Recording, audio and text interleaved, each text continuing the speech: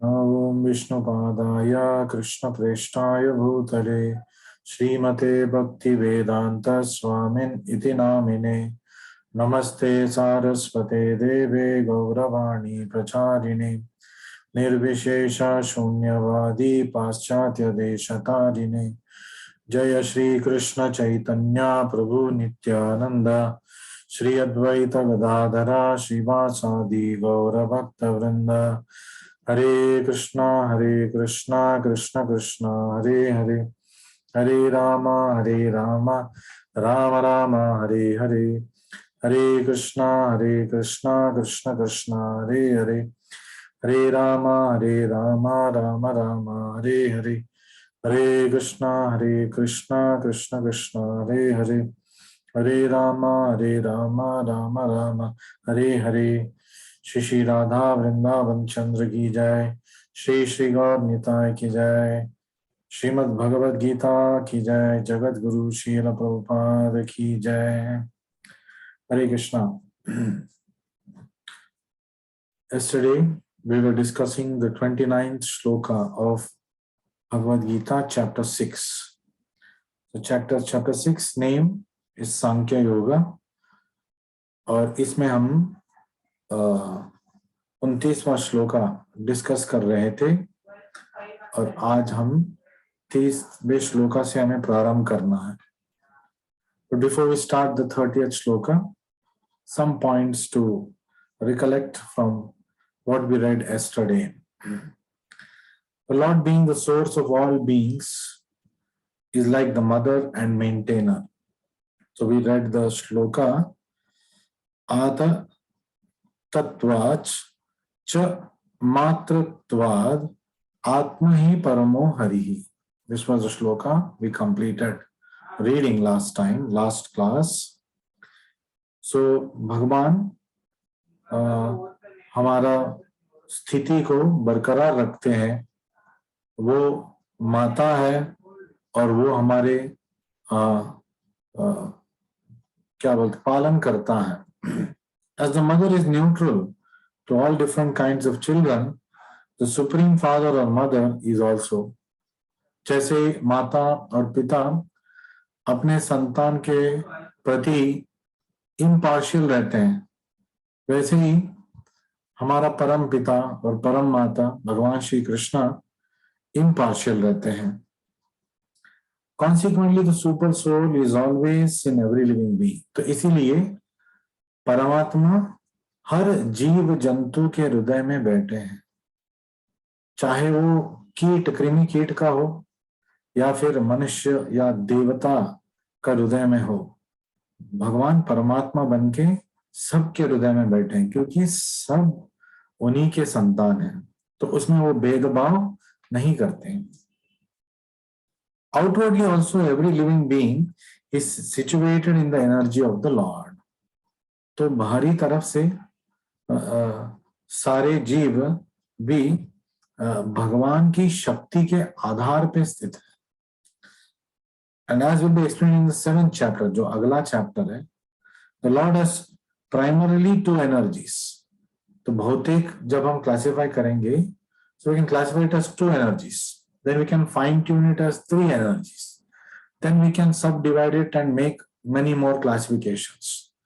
So what are the two primary divisions? एक superior energy जो spiritual energy है, आध्यात्मिक शक्ति है, और दूसरा भौतिक शक्ति, inferior energy, material energy. और हम जीव जंतु होने के नाते living entities belong to superior energy. हम दैवी संभूत हैं, हम भौतिक संभूत नहीं है. We are not material beings, we are spiritual beings. That way, we are the higher energy of the Supreme Lord. But then, it can be further classified as interior energy, internal energy of the Lord, that is Antaranga Shakti. Then another superior energy is Tatastha Shakti or marginal energy of the Lord, all living entities including me and you. And then Bahiranga Shakti, that is external energy of the Lord, Maya energy, that runs this material world.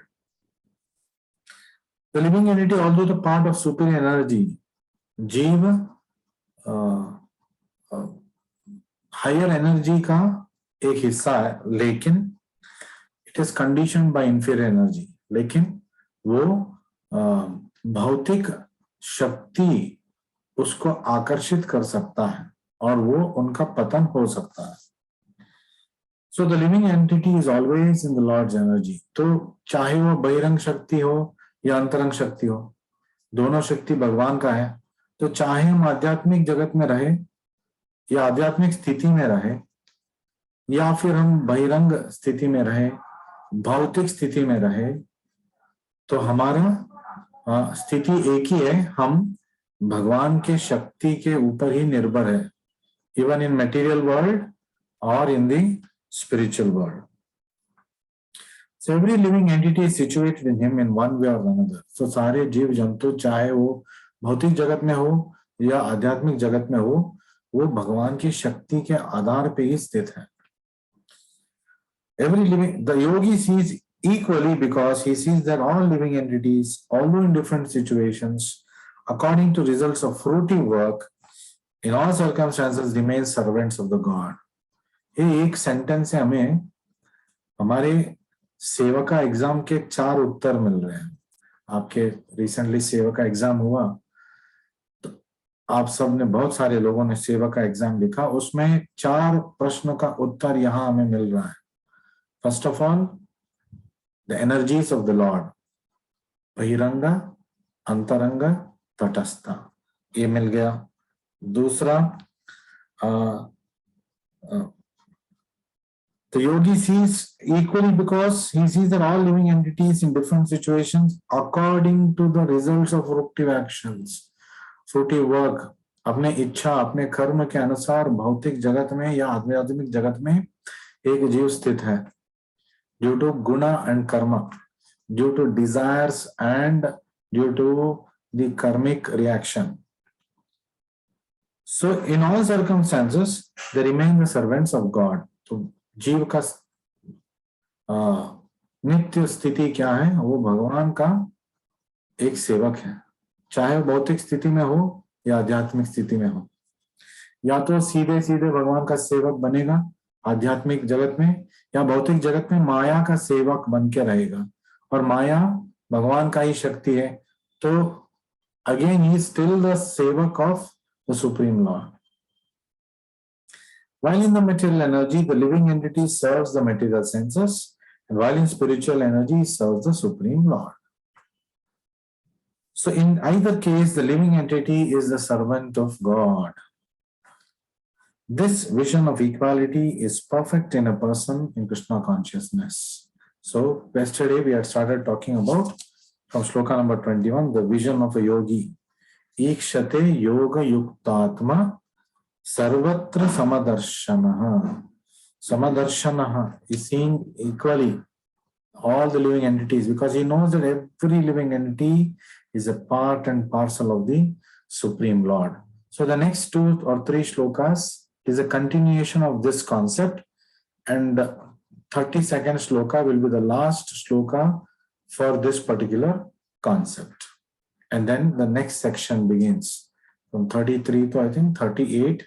Is another section. We will see how long we can go in our stipulated time. Number 30. Yo mam pashyati sarvatra sarvam cha mahi pashyati tasyaham na pranashyami sacha me na pranashyati. So Lord is telling a very strong statement now. Again, he's talking about the vision and how a vision of a person can escalate him in spirituality or bring him down into material world. So what is the shloka telling us here? For one who sees me everywhere, yo mam pashyati sarvatra, जो मुझे हर जगह देख रहा है, and sees everything in me, सर्वं च मयि पश्यति, और सब कुछ मेरे ही अंदर है, ये अगर देख पा रहा है, ये अगर कोई आत्मा व्यक्ति देख पा रहा है, तो I am never lost. तस्याहम न प्रणश्यामि.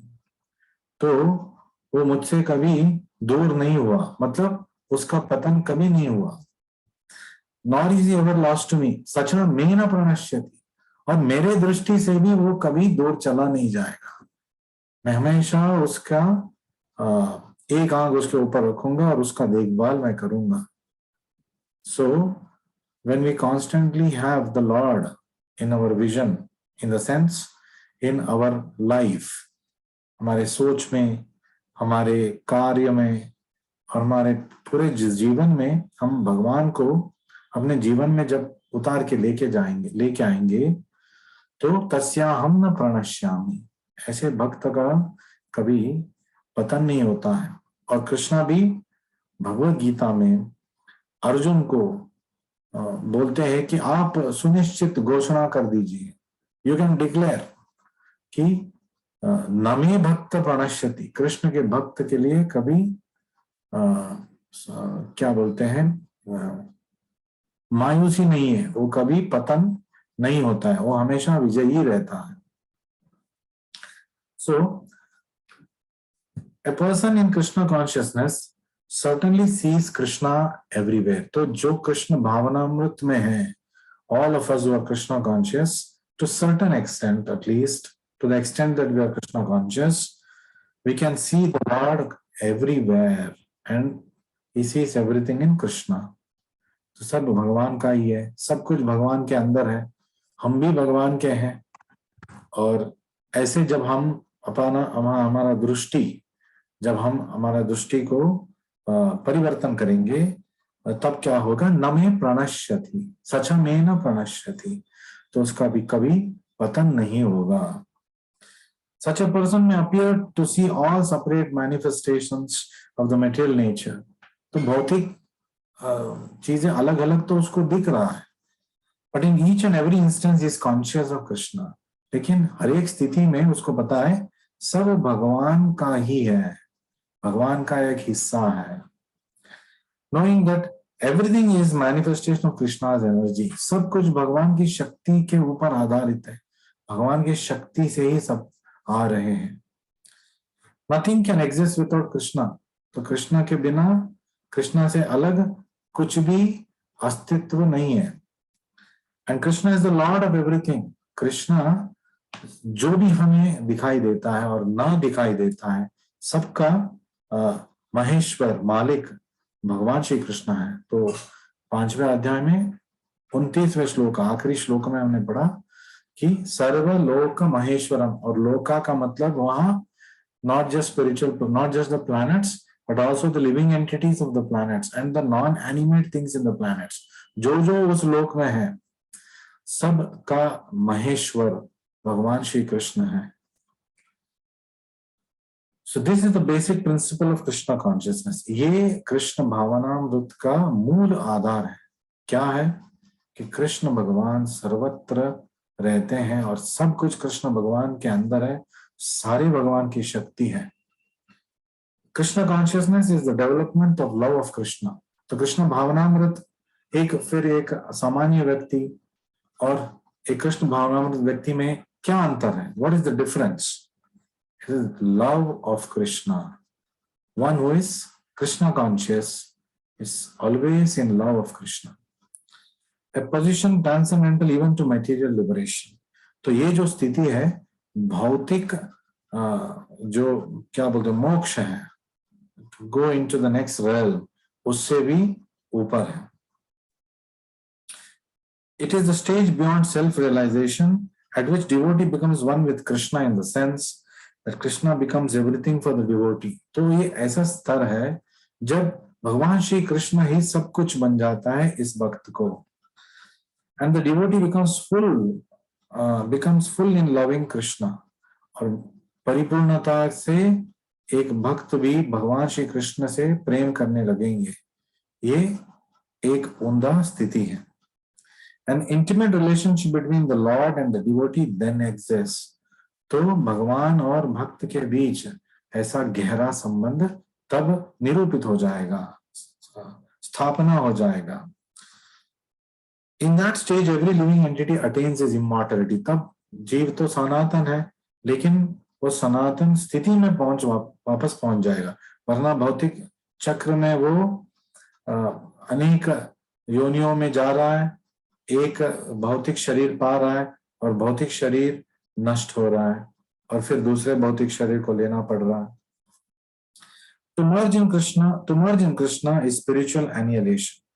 तो मोक्ष जो सबसे ऊंचा स्तर का मोक्ष है, भगवान श्री कृष्ण में एक हो जाना, not in the sense of a मायावादी।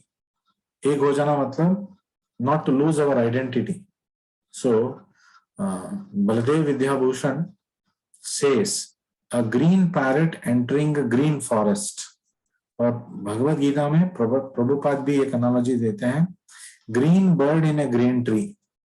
जब कोई पंछी, हरा पंछी हरी पेड़ में चला जाएगा, पंछी का अस्तित्व रहेगा और पेड़ का अस्तित्व भी रहेगा, दोनों अलग अलग हैं, लेकिन जो दिख रहा है ऐसे लग रहा है कि वो एक हो गए। तो बलदेव विद्याभूषण भी इसी बारे में बोलते हैं कि एक हरा तोता जब एक हरे घने जंगल में चला जाता है तो ऐसे लगता है कि वो जंगल में एक हो गया, क्योंकि अभी वो दिखाई नहीं दे रहा है, कैमोफ्लेज हो गया, लेकिन तोता का अस्तित्व रहता है और उस घने जंगल का अस्तित्व अलग रहता है। सो likewise merging with the supreme Lord means, this is the meaning of merging with the Supreme Lord for a devotee. But a Mayavadi thinks that merging with Supreme Lord means losing our identity. भगवान में एक हो जाना, भगवान के अंदर चले जाना, घुल मिल जाना, amalgamation, ऐसे वो सोचता है। फर्दर ब्रह्म संहिता में, सो हमारे संप्रदाय ब्रह्म माधव गौड़ीय वैष्णव संप्रदाय है और इस संप्रदाय में ब्रह्मा हमारे आदि गुरु हैं, ब्रह्म से शुरू होता है ये संप्रदाय। तो ऐसे ब्रह्मा जी जो भगवान श्री कृष्ण के पहले शिष्य थे, वो क्या बता रहे हैं? प्रेमांजन चुरिता भक्ति विलोचनेन संत सदैव हृदयेषु विलोकयन्ति यम श्याम सुंदरम अचिंत्यम गुणस्वरूपम गोविंदम आदि पुरुषम तमहम भजामि। ऐसे गोविंद जो आदि पुरुष है, तो उसका मतलब उसका भक्त का कैसे संबंध है? आई worship the premier Lord Govinda. मैं ब्रह्मा जी बोल रहे, मैं ऐसे गोविंद का पूजा करता हूँ, who's always seen by the devotee, जो हमेशा भक्त के दृष्टि में रहते हैं। कैसे है उसका दृष्टि भक्त का? Whose eyes are anointed with the pulp of love, जिनके आंख में भगवान के प्रति प्रेम बरस रहा है। प्रेमांजन चुरिता भक्ति विलोचनेना। तो विलोचना, ये जो हमारे अक्ष है, हमारे आंख है, उसमें प्रेम का अंजन भर के, प्रेमांजन छुरिता भक्ति विलोचनेना। तो भक्ति के अंजन, प्रेम के भक्ति के अंजन को लगा के जब हम देखेंगे तो संत सदैव हृदयेषु विलोकयन्ते। ऐसे संत महात्मा भगवान को अपने हृदय में हमेशा दर्शन पा सकते हैं। कैसे है उनका रूप वहां पे? यम श्याम सुंदरम अचिंत्य गुण स्वरूपम। तो भगवान श्री कृष्ण के श्याम सुंदर का रूप को वो हमेशा देख पाते हैं। गोविंदम आदि पुरुषम तमहम भजामि। तो at this stage Lord Krishna never disappears from the site of devotee. तो ऐसे भक्त जब स्थिति में आएगा, कभी भी वो भगवान की दर्शन से वंचित नहीं रहेगा, क्योंकि हमेशा वो भगवान को देख पा रहा है। Not does devotee ever lose sight of the Lord. और भगवान क्या, मतलब एक क्षण को भी वो भगवान का दृष्टि से बाहर नहीं जाता है। In the case of a yogi who sees the Lord as Paramatma within the heart, लेकिन योगी जो भक्त तो भगवान को अपने हृदय में देख रहे, श्याम सुंदर के रूप में, कृष्ण भगवान के रूप में, भगवान के रूप में, लेकिन जो योगी है वो परमात्मा को देख रहे हैं अपने अंदर, जो परमात्मा का स्वरूप है, चार भुज वाला क्षीरोदकशायी विष्णु के स्वरूप। लेकिन उनमें और कृष्ण में कोई अंतर नहीं है। द सेम विजन अप्लाइज, वो भी इस नारायण को हर जगह देख पा रहा है। Such a yogi turns into a pure devotee and cannot bear to live for a moment. तो ऐसे जब भक्त बन जाएगा, शुद्ध भक्त बन जाएगा, तो एक क्षण भी भगवान से अलग होके वो नहीं रह पाता है। Without seeing the Lord within himself, वो एक क्षण भी जीना नहीं चाहता है। तो भगवान का दर्शन एक क्षण भी अगर वो उससे वंचित हो जाएगा, उसको ऐसे लगेगा कि उसका मृत्यु हो गया। तो ये प्रेम भाव है भगवान के प्रति का। So the same concept continues in shloka number 32 also, which is the end of the particular concept that we are reading. So we are actually in a section called section number 3, stages in yoga practice. So we have come to the final stage of yoga practice. So yoga ruda uchyate, yoga rudastad uchyate. We have learned this. तो जब अंतिम स्तर पे सबसे highest level पे जब भक्त चला जाएगा, when he goes to the highest stage, these are the symptoms that he will have. So finally Krishna concludes this section. I think, sorry, I skipped one section, 31. One sloka 31 is what we have to do. Sarva bhuta sthitam yo mam bhajati ekatvam astitah sarvata vartamanopi sayogi mai vartate, sayogi mai vartate. तो he always remains in me in all circumstances. ऐसे योगी हमेशा मेरे साथ, मेरे अंदर, मेरे साथ साथ रहते हैं। कौन है ये? सर्वभूत स्थितम यो माम भजति एकत्वम आस्थितः. The yogi who knows that I and super soul within all creatures are one. सर्वभूत स्थितम कौन है? परमात्मा। यो माम भजति एकत्वम आस्थितः, और जो मेरे भजन कर रहा है उसको भली बात ये मालूम है मैं भगवान और हृदय के अंदर जो परमात्मा है वो भिन्न भिन्न नहीं है, एक ही है। एकत्वम आस्थितः, ऐसे स्थिति में जो रहता है, the yogi who knows that I and super soul within all creatures are one, worships me and remains always in me. Bhajati ekatvam astitah, मेरे भजन करता है, मेरा पूजा करता है और मेरे साथ वो रहता है। In all circumstances, सयोगी मई वर्तते सर्वथा वर्तमानोपि, हर पहलू में, हर स्थिति में ये योगी मेरे साथ ही रहते हैं, मेरे अंदर रहते हैं। So a yogi who is practicing meditation, जो कोई योगी ध्यान के अभ्यास कर रहा है भक्ति योग में, on the super soul, sees within himself the plenary portion of Krishna as Vishnu with 4 hands holding Shankha, Chakra, Gada, Padma. तो योगी हमेशा जो जब ध्यान करते हैं वो मुझे अपने हृदय के अंदर देखते हैं, ऐसे भगवान बोल चुके हैं। तो yogi should know that Vishnu is not different from Krishna, और इस योगी को ये ज्ञान हो जाना चाहिए कि जो परमात्मा हृदय के अंदर है और भगवान श्री कृष्ण है, उनमें कोई अंतर नहीं है। Nor is there a difference between Krishna conscious person always engaged in transcendental loving service of Krishna and a perfect yogi. तो जो हमेशा भगवान की भजन कर रहा है भक्त, और जो योगी है जो परमात्मा को हृदय के अंदर देख रहा है, इन दोनों में कोई अंतर नहीं है। Because the yogi in Krishna consciousness, even though he may be engaged in various activities while in material existence, remains always situated in Krishna. वो भौतिक जगत में रहेगा जब तक उसका जीव है।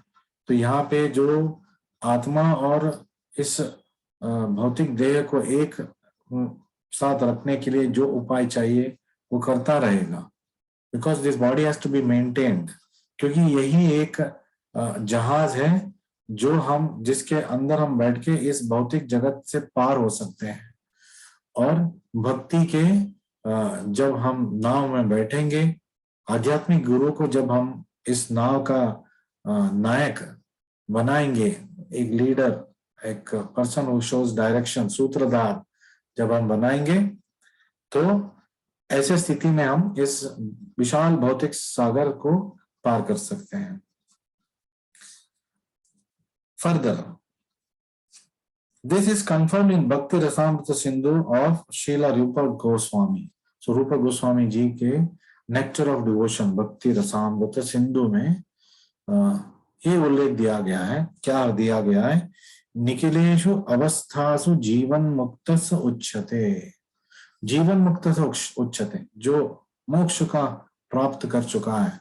कौन है ये? Devotee of the Lord, always acting in Krishna consciousness, is automatically liberated. जो भक्त कृष्ण भावनामृत में हमेशा स्थित रह के उस भावनामृत में कृष्ण भगवान का सेवा कर रहा है, ये भक्त हमेशा ऑटोमेटिकली उसका मोक्ष निर्णायक रूप से हो जाएगा। In Narad Pancharatra, this is confirmed in this way. So you see, Prabhupada gives so many references: sadhu, guru, shastra. This was the answer for the question of the Sevaka question paper, the three parallel lines. Some people have written Brahmeti Bhagavaneti Paramatmeti Bhagavaniti Shabdhyate. That is the three stages of understanding the Lord. But the three channels of understanding the Lord, the three parallel lines that go together in understanding the Lord is गुरु, साधु, शास्त्र।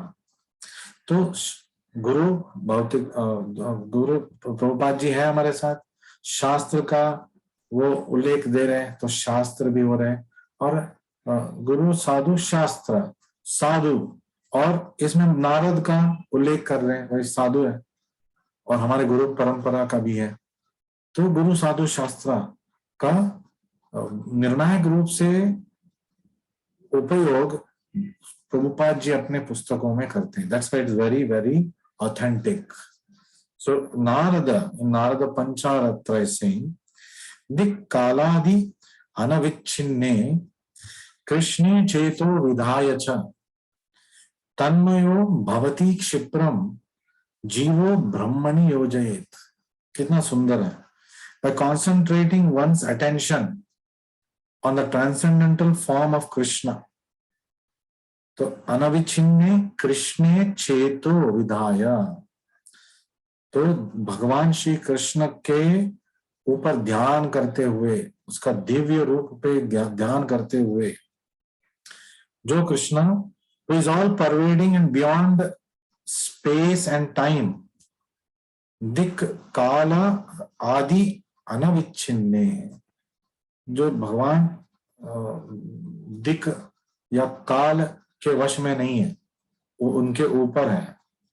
So and one becomes absorbed in thinking of Krishna, तो then attains the state of a happy state of transcendental association with him.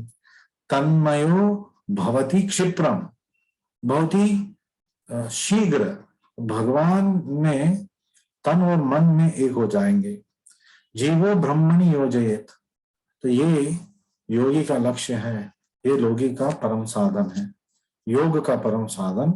जीवो ब्रह्मणि योजयेत तन्मयो भवति, भगवान के वो क्या बोलते हैं, चिंतन में मग्न हो जाता है, absorbed in thinking of Krishna, then attains state of happiness, transcendental happiness, Divya सुख उसका जीवन में शाश्वत रूप से शीघ्र ही प्रवेश करेगा।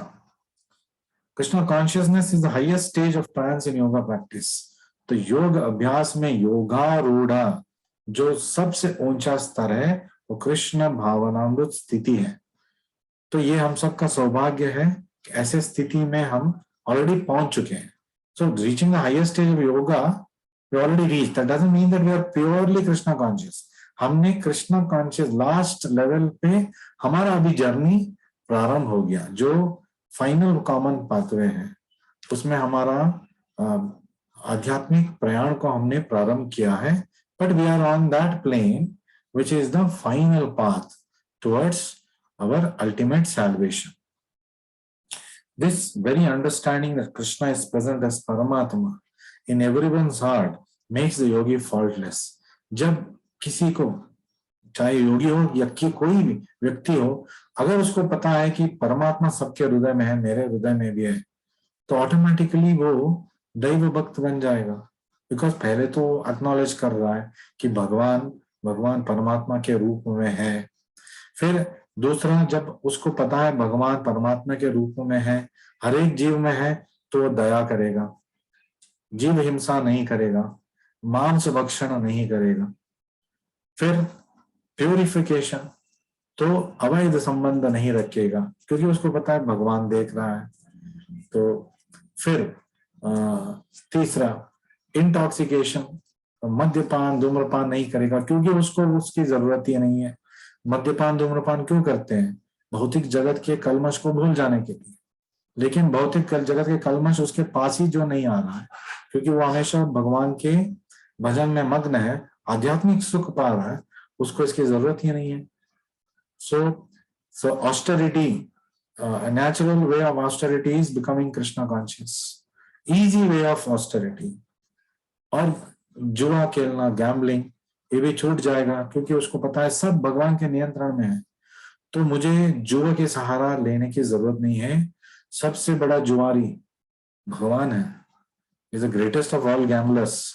हमेशा पास फेंक रहा है हर एक भक्त की जिंदगी में, लेकिन वो सोच समझ के ये नंबर बोल के ही फेंक रहा है, ये मेरा भक्त है, अब मुझे 6 चाहिए, और 6 नंबर फेंक रहा है भक्त के जीवन में।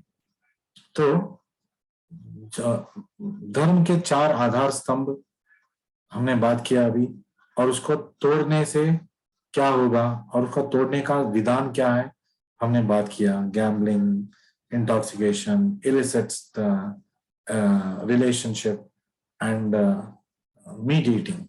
So there is also a question for the Sevaka question paper, the 4 pillars of dharma and the corresponding habits that we must give up. So Vedas confirm this inconceivable potency of the Lord as follows. तो वेद में ये उल्लेख दिया गया है, एकोपि सन बहुधा यो विभाति ऐश्वर्याद रूपम एकम च सूर्यवत बहुदेयते. So nice. This shloka is, Vishnu is one, एकोपि सन, विष्णु भगवान एक ही है, and yet he is certainly all pervading, लेकिन वो हर जगह स्थित है। एक है लेकिन हर जगह स्थित है। बहुधा यो अवभाति, तो by his inconceivable potency ऐश्वर्याद, तो उनके 6 ऐश्वर्य है, उनके 6 समग्र ऐश्वर्य है, 6 opulences we have studied already. In spite of his one form, he is present everywhere. तो ऐश्वर्याद रूपम एकम, उसका एक रूप है, च सूर्यवद बहुदेयते, जैसे कि as a sun he appears in many places at once, तो अनेक जगहों में एक साथ उग जाते हैं सूर्य भगवान, ऐसे भगवान श्री कृष्ण भी अपना दर्शन देते हैं।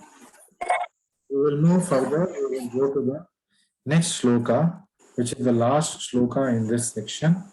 We will try to complete as much as possible. Just give me 1 minute. Hare Krishna, Krishna Krishna, Hare Ram, Ram Ram, Hare Krishna. So this shloka, since it's related, I want to at least cover the shloka.